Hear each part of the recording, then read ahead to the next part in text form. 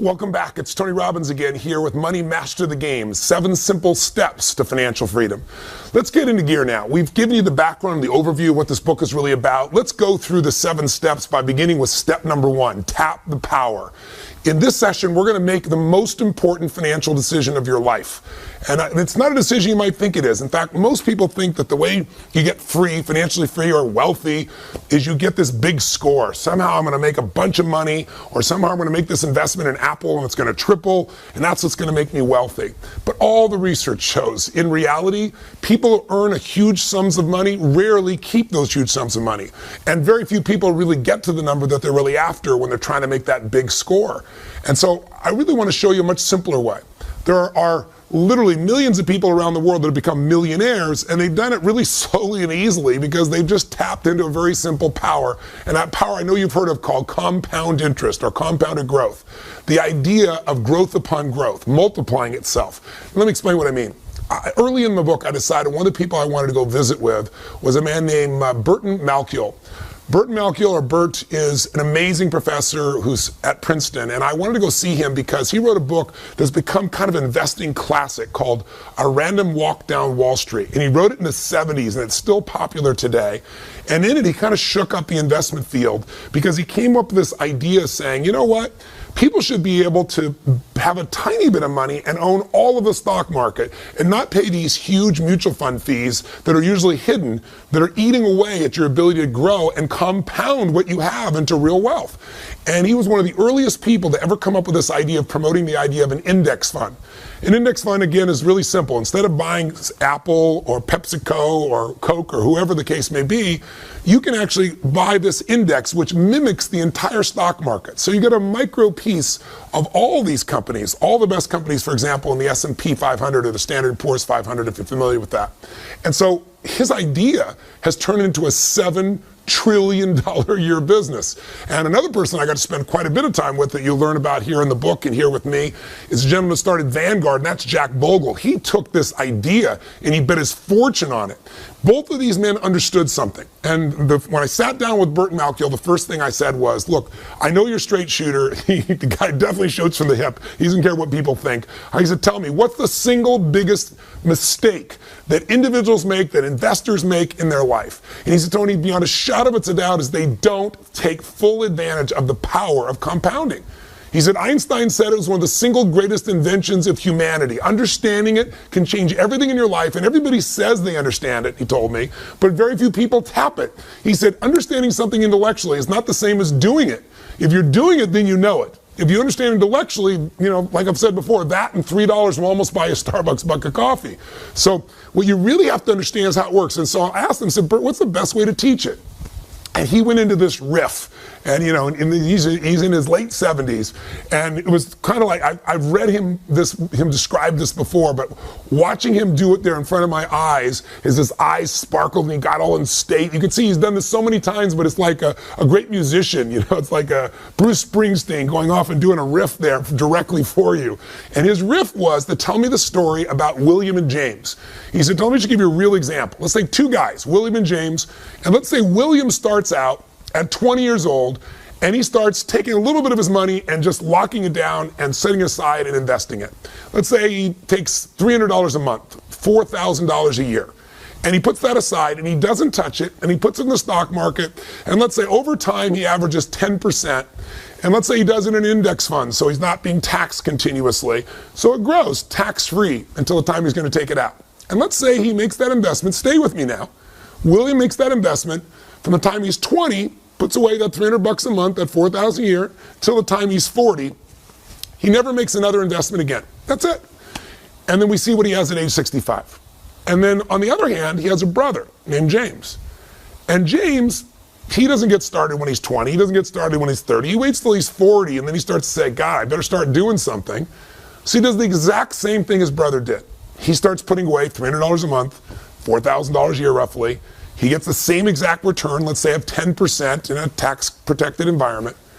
And at 65, from 40 to 65 is 25 years. So he spends 25 years putting money in the system. Think of it, $4,000 times 25 years is $100,000. His brother, William, he only did this for 20 years, 20 to 40, 20 years, times 4,000, 80,000. So the second brother, William and James put in significantly more money into the system, done it longer, but at age 65, they both got the same rate of return.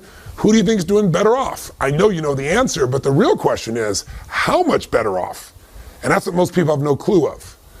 William, who started earlier and quit earlier, has 600% more money. Not 20%, not 50%, not 600% more money. At age 65, both these men who got the same rates of return, but one started earlier and quit earlier, he has $2.5 million for William. And James, who started later and put more money into the system, but he started later, so he got less compounding, he ended up with $400,000. A $2.1 million difference. Now that could be a difference between total financial freedom for somebody or doing okay for a while and at 70 having to get a job to be somebody greeting people at Walmart. See, this understanding of compounding is how you can free yourself from this idea that somehow you've got to make this giant score, because the more you try to create that giant score, even if you get it, usually isn't kept. Now, how can I say that? Because I've been in this business working with people, some of the greatest entertainers, actors, musicians, sports stars, government officials who go off and make money afterwards. And I can tell you one thing, rarely do they keep it because they've never understood how to really tap into this power. And I'll give you one more example because Bert gave it to me at the time. He said Ben Franklin, when he was living alive, there were two cities that were kind of like sister cities for him. And it was Philadelphia and Boston. He went back and forth between them. They felt like hometowns to him.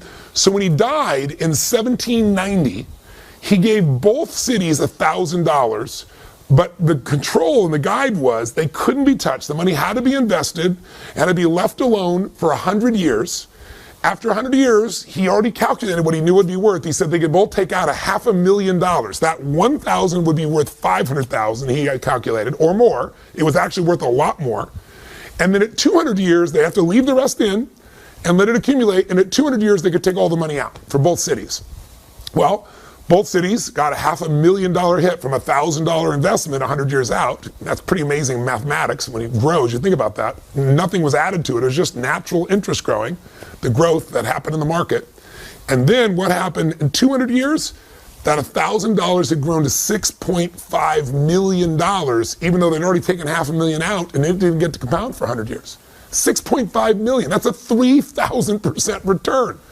So compounding is amazing. And I know you've heard of it. I'm sure you've got examples you've heard. But what I really want to do in this particular session with you is get you to take step one to financial freedom, and that is to start tapping this power. And the way you're going to tap this power is give up the illusion that you're going to get this home run. I'll help you with a home run. We'll use a metaphor. How about Curt Schilling, Boston Red Sox? If you're a sports fan, you know about this man because he went to 2 World Series. Brilliant man. He made $100 million in income. $100 million. Now check this out. How much does he have today? He's bankrupt. In fact, he's not only bankrupt, he's upside down $50 million. How's that possible? Because when people make huge sums of money, no matter how much money we make, have you ever noticed that we seem to find a way to spend it? And you say that's impossible. But when you make that much money, you buy yourself a business or you buy an island, and guess what? You can be upside down so quick it makes your head spin. About, if you're old enough, maybe you remember LA Confidential and the woman who won the Academy Award for that, Kim Basinger. Or maybe if you've really been around a while, you remember 9.5 Weeks. She was the highest paid actress of her day. She was getting $10 million a movie at a time when no one ever dreamed of those kinds of numbers. But guess what? Today, she went through bankruptcy. She bought a little town, paid $20 million in Texas for a town, made some bad mistakes, and went bankrupt. I could give you a list that'll make your head spin. I mean, some of the greatest people that found themselves, if not bankrupt, completely busted. People like Willie Nelson, Marvin Gaye, Francis Ford Coppola, who did Godfather, for God's sakes. These are people that made more money than most people ever dream of. Or how about Mike Tyson? Mike Tyson made $500 million in prize money. He actually earned $500 million and then went bankrupt. In fact, he was upside down $27 million. Michael Jackson reportedly had a contract for almost $1 billion, and he couldn't make the payments on his ranch, the Neverlands Ranch, of $25 million. And after he's passed away, people have made a fortune, like a lot of artists. But at the time of his death, things are pretty rough. So it doesn't matter how much money you have. In fact, most people describe what happens with, let's say, a fighter, even somebody as brilliant as Money Mayweather, brilliant guy, unbelievable fighter.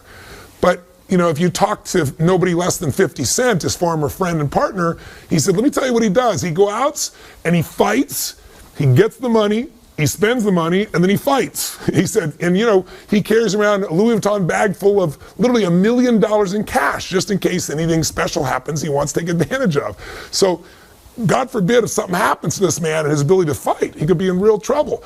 We can't do that. And it's easy to make fun of somebody else and go, well, look at what they're doing. But don't most Americans really, instead of fight, say work, earn the money, spend the money, work? That cycle is the worst cycle on earth, and that's a cycle I want to get you out of right now, today, by tapping the power and making step one the most important investment decision in your life. So what the heck is it? Well, what if you decided that you were no longer going to be a financial trader? What are you talking about, Tony? I'm not a financial trader. I don't invest in stocks. I don't do that stuff all day long. Most Americans are financial traders, even though they don't think of themselves that way. Why? Because if you're trading time for money, you're making the worst financial trade in the world. Your goal, and the goal I have for you with this book, is to make money your slave. You want money to work for you, so you don't have to. Until that happens, you'll always have some level of uncertainty or fear or stress or insecurity, because there's only so many things that can happen that mess up your income flow and you're in trouble. What would it feel like if you could build what I would call a money machine? Something that made money while you slept. Something that literally every day of your life, even if you weren't working, could provide you an income without ever having to work again. Because I ask people all the time, what are you investing for? And people say, well, I don't know, I'm doing my 401k so someday I can retire, or I'm investing so that I can get, more assets or a bigger nest egg. No, you're not. You're investing for one thing and one thing only. You're investing because you want an income. You want an income that will last longer than you live. In fact, I mentioned before, the number one fear of baby boomers today is that not they're going to die. That's their number two fear. The number one fear is I want to run out of money while I'm alive. And millennials have the same fear because, according to statistics, about 70 to 75% of the people are going to run out of money before they die. And we're all living longer, so the chance of that happening is off the charts unless you and I create a money machine. What does that mean? It's really simple. The most important financial decision of your life is deciding that a portion of all the money you earn in your life is yours to keep. That you're not going to give it up. It's for you and for your family, and you're going to keep a portion of what you earn forever, and you're going to grow it. That you're not going to give it to, Kate Spade. You're not going to give it to the Gap. You're not going to give it to whoever you normally gave it to. You're going to keep that for yourself, and you're going to grow it into something that literally will make it so you don't have to work as long as you live. I call it a money machine because it's really simple.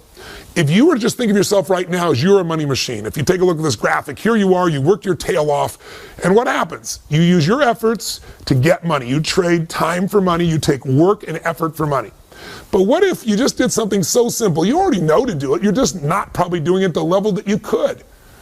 What if you made a decision that a percentage of what you earn, you're never going to see it, it's just going to instantly and automatically be put into building this money machine, where you're going to take a portion of what you earn, 10%, 15%, 8%, 20%. You get to decide the number. But a portion of what you earn, no matter what, before you ever see it, it's almost like a tax, but the tax is paid to you instead of the government. The tax is for your future self. The tax is about creating financial freedom, so you're not like most people who end up their life being stressed out all the time, where you're the person that can do what you want, when you want, where you want, with whomever you want, because you got freedom. How do you get there? You take a portion of this money that you've done right now and you've earned, you automatically start to fill up this money machine. And just visually imagine, as you work, more goes in, you fill it up, and there's a point, a tipping point, if you will. We call the tipping point a critical mass.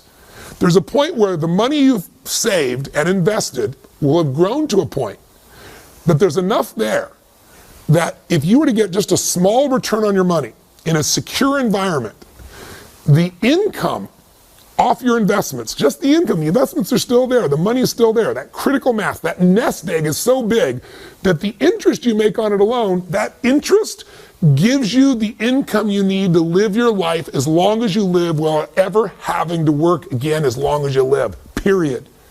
Now, I have that privilege And I'm fortunate to have helped a lot of people establish that who thought it would never happen, because they don't understand that when you take that little piece aside, you're not just putting in this money machine.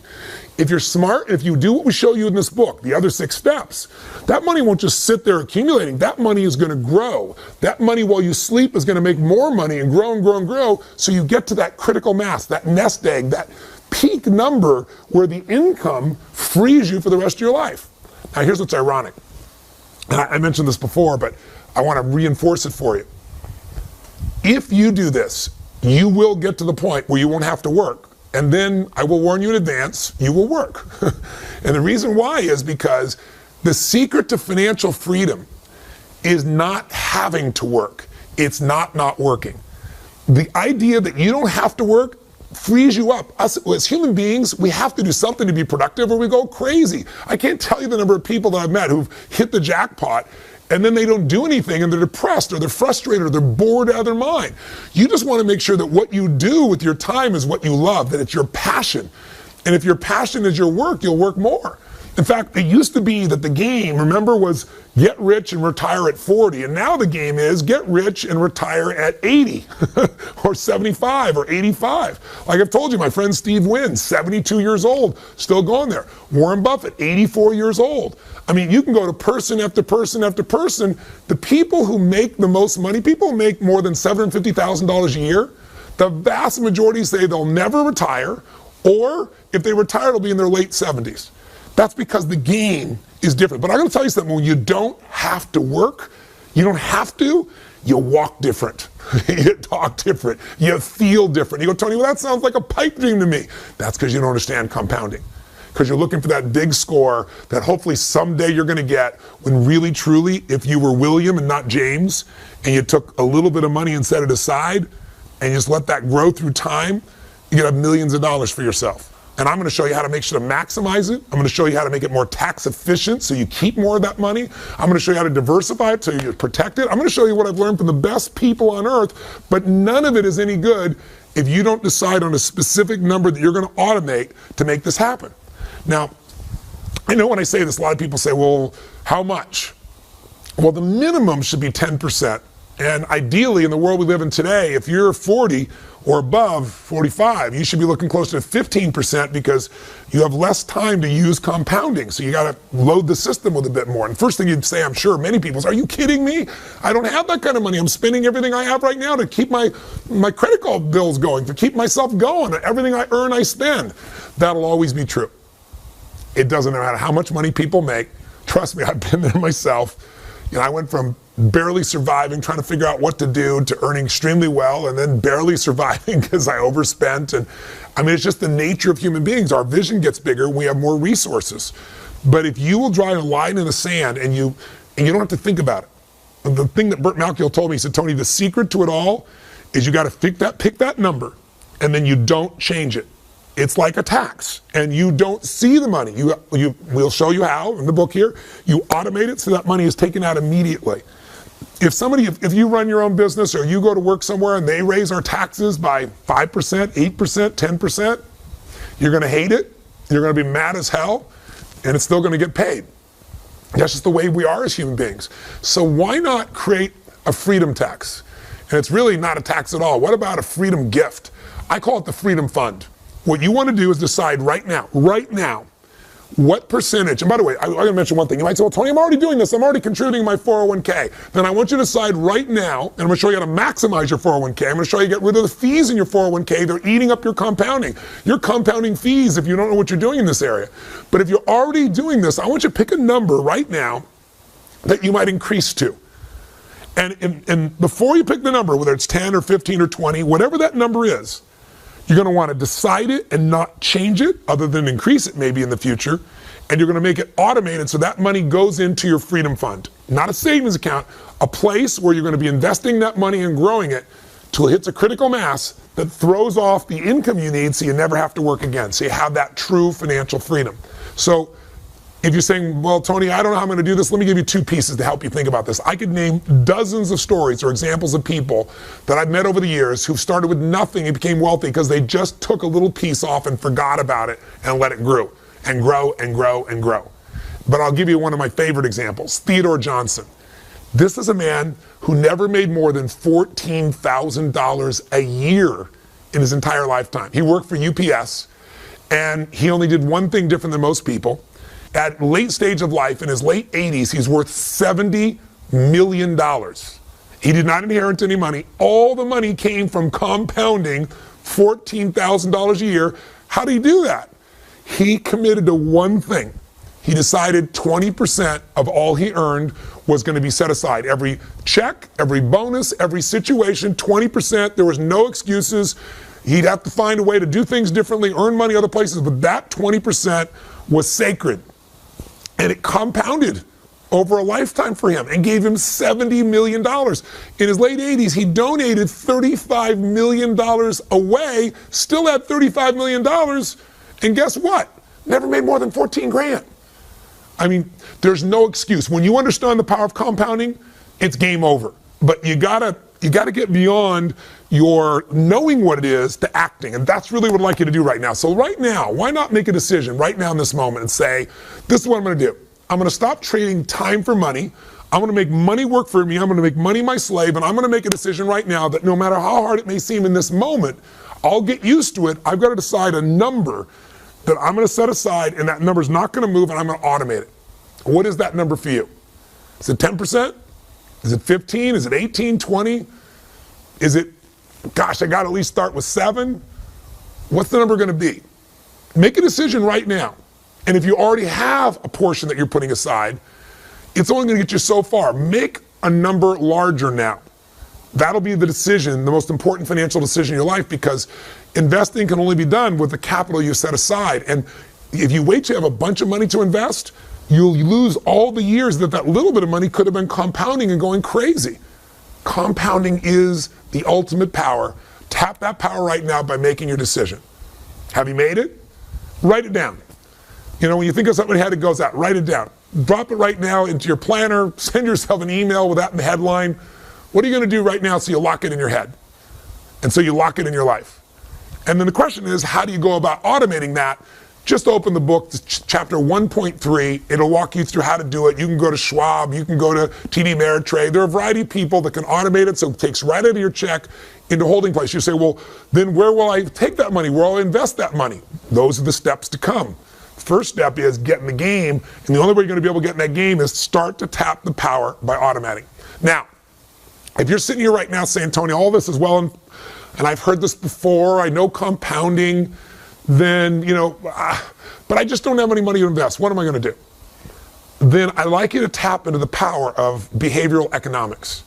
One of the things I did when I wrote this book is I said, okay, people are going to know. Some things we're going to talk about, like what we're talking about right now, is frankly common sense. But common sense is not too common. Have you noticed that? People know it, but they aren't doing it. So I said, I want to get people to do it. So I went and met with a whole series of Nobel Prize winners of behavioral economics. And the behavioral economists are guys that spend their entire life, and women, focusing on what is it in human nature that makes us screw up financially? And what technique can we use to get beyond our minds so that we don't need discipline and we automatically get the right results? What these behavioral economics experts do is they basically study the human brain and human nature, and they try to figure out what is it in our nature, the way the human brain works, that makes us make the wrong decisions when it comes to finances. And one of those things has to do with the fact that, you know, we want these things, we give more value to things that are immediate than in the future. Like what is in front of you right now seems more real than 10 years from now, even though 10 years from now you're going to get there, and if you don't do something now, it's going to be painful. And so a lot of these experts have figured a way to get around your own nature with these little behavioral tricks. So it doesn't take discipline to make it happen. So for example, Shlomo Benartzi, who's from UCLA, and Richard Thaler from Chicago, both came up with a brilliant system called Save More for Tomorrow. Let me explain how it works. So if you right now say, Tony, I know I've got to save. I know I've got to I've got to start tapping the power of compounding, but I'm spending every dime I have and there's no way out. First, bullshit. I'm sorry, but I just gotta say bullshit. You can find a way. If it's your entire life and future depends upon it, don't accept that. We all get what we tolerate. There's a way to find it. There's something to cut. There's something to create. There's some way to add more value. We'll get to that later.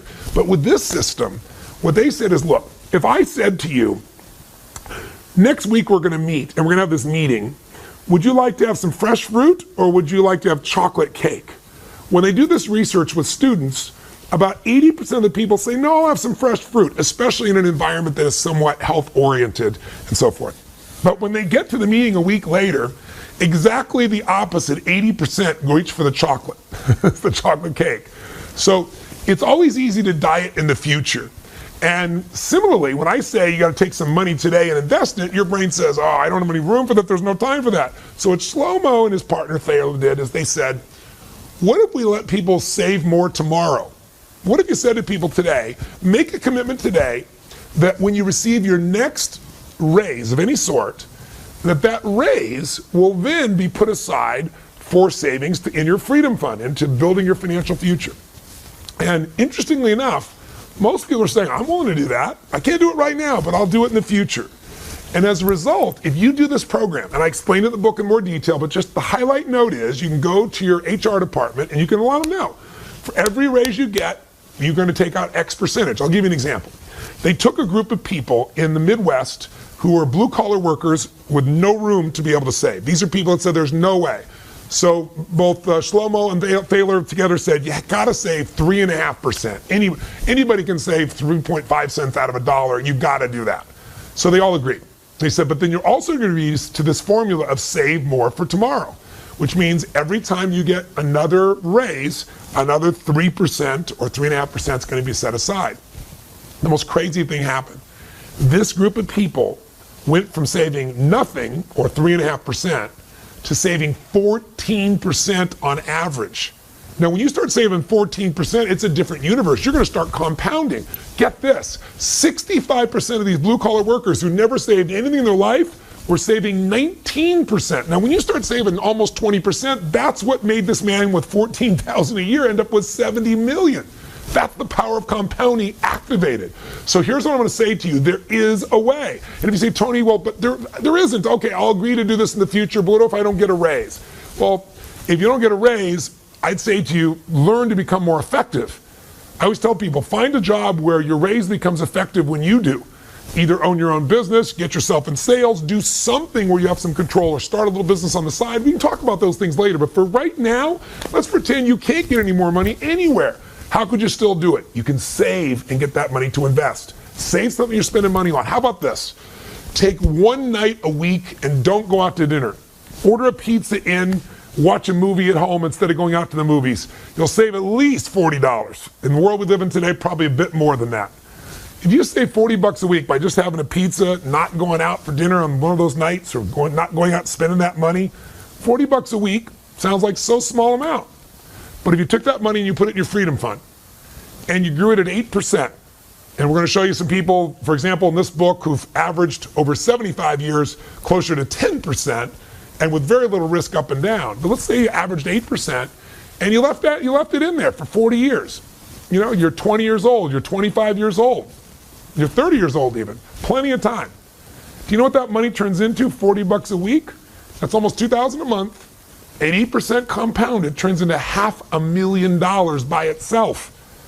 See, the money's going to get spent. The only question is, are you going to compound it in something real, or are you just going to throw it away? The real goal in step one here, tap the power.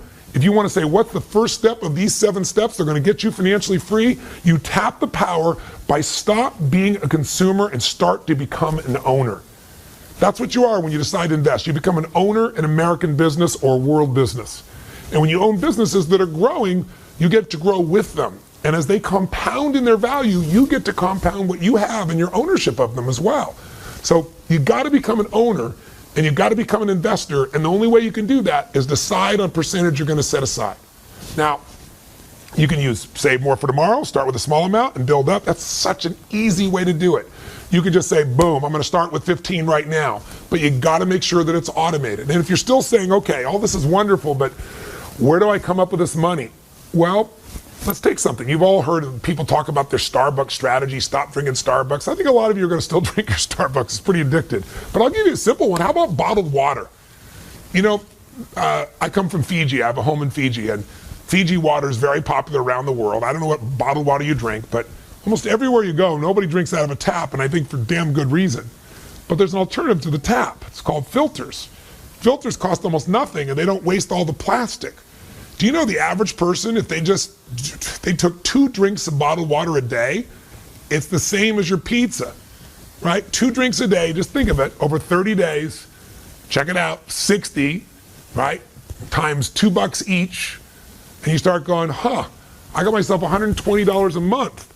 You know, if it's 3 bottles of water a day, that's $180 a month. $180 a month is going to get you past that, get you in that $2,000 range again. How about you just drink filtered water, get a filter at home? How about you get yourself, we have in our home here, these plastic bottles that you keep reusing that they don't leach plastic also, so you're not polluting your body. And by the way, did you know a plastic bottle, sorry to get all eco on you right now, but did you know 1 plastic bottle takes on average 450 years to break down? I'm living here on the ocean and almost every day there's some plastic that'll get rolling in here, and some of it's been out there for 50 years and it's still coming back ashore. It's insane. We're living in a way that makes sense. We're using all this fuel to bring the water from someone else when you could filter it right here. How about you save yourself that money and put another $500,000 in your pocket through time? Just another way of thinking about it. In fact, if you're trying to figure out how the heck do I ever get the money to invest in the first place, I'd say there's a couple places you could look, and I'll wrap this video up. One, you could certainly find some things that you're currently spending money on that no longer give you joy. A friend of mine I wrote about in the books, the lady here she finally figured out she was spending so much money on her car. It was an old car, and the fixing in the car and the fuel in the car, with financing, she'd go buy a brand new car. She went and bought a brand new Cherokee white pearlescence Jeep. She had this giant smile on her face. She'd only been through like 5 chapters of the book, but she figured out, you know what? For the money I'm spending, I could have a much better quality of life. And she was saving money also that she now put in her freedom fund to invest. In other words, money she was spending on the car, she got a better car, and the savings were now creating for a financial future where she wasn't the money machine anymore. Her freedom fund was going to become the money machine. You follow me? So there might be some things you could cut. There might be some things like water or bottled water you're not losing anything. In fact, you get something better for yourself and less wasteful. So that's one approach. Another way is to find a way to earn more. And I'll show you in the book, we'll go through a section where I give you 5 little mini chapters. How do you save more? And I show you all kinds of examples so you have this money. I show you how you can earn more so you can speed up the process. And you say, but Tony, I can't earn more. I'm a school teacher. Well, I have the same mentality. My mom, when I was growing up, she wanted me to be a truck driver. She used to watch those Truckmaster truck driving schools, and they talked about you can make $24,000 a year if you become a truck driver. And my mom said, you've got to do this. You'll be on the open road. You'll have the sense of freedom. Your father's locked down. My father worked as a parking attendant underground in a Century City garage in LA for 30-something years of his life, my natural father. And she said, you'll make twice as much as your father and you'll have more freedom. But I looked around and I thought to myself, I think truck driving is a beautiful thing, but I had a mission of things I wanted to do. And I also thought, I don't think I could ever drive that truck far enough or long enough to be able to have freedom for my family for the future, because I didn't understand compounding. I could show a truck driver today how to do it, but I didn't know how. But I did learn something really important along the way. I was 17 years old, and I went to meet this man. Didn't go meet him. I went to attend a seminar by a man named Jim Rohn, who later became one of my first mentors. And Jim was a personal development speaker, and he would get up and talk for 3 hours, which I thought was a long time. If you've been to one of my seminars, you know that's not a long time. And he would share these tools and philosophies of how to improve your life and a few strategies. And I was very touched by him. And the very first night I met him, he said some things I never forgot. He said, you know what? Everybody wants life to change, but for your life to change, you have to change. For things to get better for you, you've got to get better. And he said, instead of complaining about how you don't have the money and how things aren't fair or going on a strike, he said, rarely will that get you. Strikes will get you pennies of improvement. He said the most powerful thing you can do in the marketplace is to understand how the marketplace works. And here's how it works. If you can find a way to do more for others, if you can find a way to add more value and become more valuable, you will become worth more. But you got to be worth more. You've got to be able to say, how can I do more for this business I work on? How can I help them save the money? How can I bring skill sets that make them more profitable? You've got to think about that, because we're all paid in accordance to what our worth is in the marketplace. Not our spiritual worth, not our emotional worth, not what our worth is as a soul, but our economic worth. See, in the world we live in today, there are people that make $7 an hour, and there are people that make $3.5 billion a year. I'm not saying one is better or worse, but I'm saying one has a lot more choices. Now, why? Because if you go to work at McDonald's and you're working fast food, you're going to make about $7.75 an hour currently. I just looked it up. Crazy. It depends on where you live in the country, but $7.75. Now, at $7.75, you don't have enough to really support your family in any way. You're going to have enormous stress. And we could say, well, we should make that number larger. But in reality, the reason you make $7.75 if you work at McDonald's is because almost anyone can be trained to do that job, especially the way it's automated today, in about an hour, maybe 2.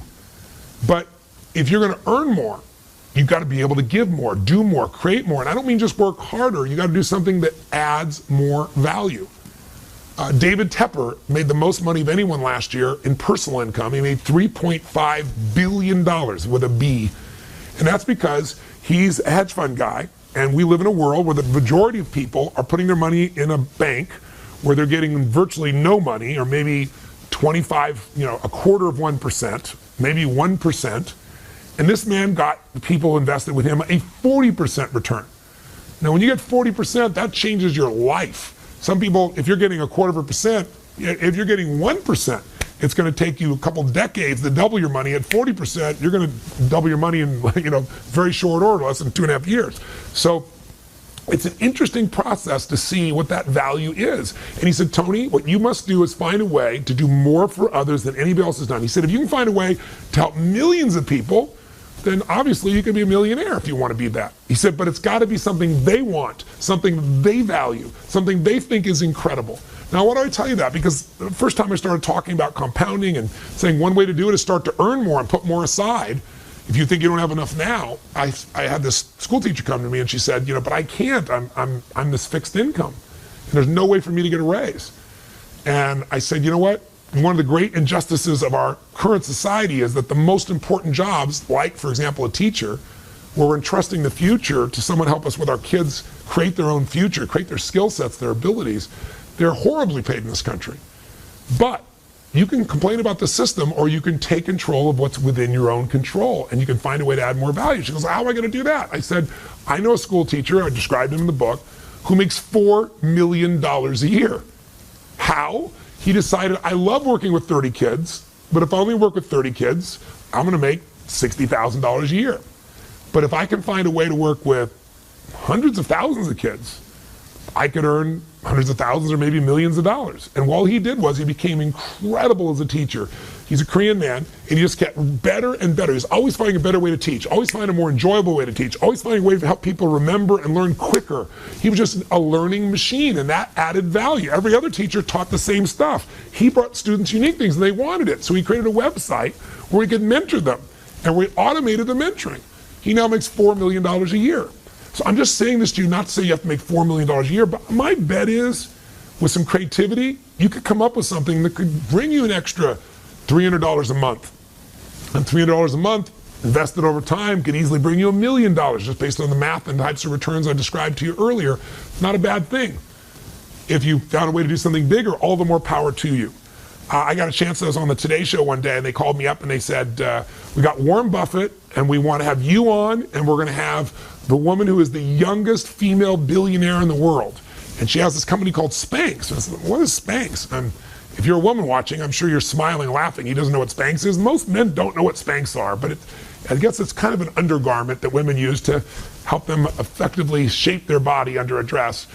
This woman, she had no idea how to become a billionaire. It wasn't even her goal to be a billionaire. She just wanted to solve a problem that a lot of women have. And she was on her way to a party, and she cut some pantyhose up and created this little device, and then she thought it was a great idea, and everybody said it was stupid. And she tried and tried and tried and heard no, no, no, and she just wouldn't give up. And then finally she got someone to make some, and then she sold some, and then she eventually got on Oprah. And now Spanx is a multi-billion-dollar business, and she's the youngest female billionaire in history. So I want you to know there's a range from school teachers to this one was working at Disneyland. There are people that might want to make $100, $500, $1,000 more a month. And if you find creative ways to earn more by giving more, by creating more, the answers are there. I just want to get you going. I've got a whole chapter on this, but what I don't want to leave this section with you doing is thinking, I can't do this. And I'll just give you one last one. Another way you get the money to grow your financial future is keep more of the money you have. So I've got a whole chapter here in the book on really It's the secrets of the ultra wealthy that you can use too. And you'll find it in section 5 of the book. And in fact, it's chapter 5.5, if you want to look it up when you go there. And what it is if you're trying to get financially free, you have to remember what is the most expensive cost that you have in your life. I mean, what is the deepest thing you're going to spend money on in your life? And for the vast majority of humans in this country, at least, and North America and most Western nations, it's taxes. And so taxes, you got to understand, in this country, the IRS, their job is really simple. They're not mean people. I mean, they're mean people in every industry, so I'm sure there's some. They're like Switzerland. Their job is to get as much money as they can from as many people as they can every year. And your job, according to the Supreme Court, is to use all of your ethical capacity, everything that's ethical, everything that's legal, to pay the least that you can, and you have that right. That's not being not democratic. Now, I paid plenty of taxes, tens of millions of dollars in taxes, and I'm really grateful that I have the ability to do that at this stage of my life. But I also have learned from all the best investors that I've worked with, I'm talking the best on earth, they all know that tax efficiency is one of the ways to speed up how to get from where you are to where you want to be. Because if you can keep more of what you have and compound it, you're going to do even better. And there's a tool that ultra wealthy people know and use. It's IRS sanctioned. The IRS supports it. And very wealthy people and very wealthy organizations use it. And it allows you to grow your investments literally in an environment where it can be not just tax deferred, but tax free. What that means is if you tell me you have $500,000 built up over the years in your 401k, I might say to you, if you're in the 50% tax bracket, no, you have $250,000. You might say, Tony, no, that's not true. I've got $500,000. I said, yeah, but half that's the government's money if you make 50%, if you have 50% tax. But what if that $500,000 could be put in an environment where when you made $500,000, it was all yours? That would get you your goals twice as fast, wouldn't it? Or if you're at a 30% tax rate, 30% faster. It might save you a decade. So be sure to check that part of the book out. All I want to get you to know is the game is you got to tap the power. Step number one. Step number one.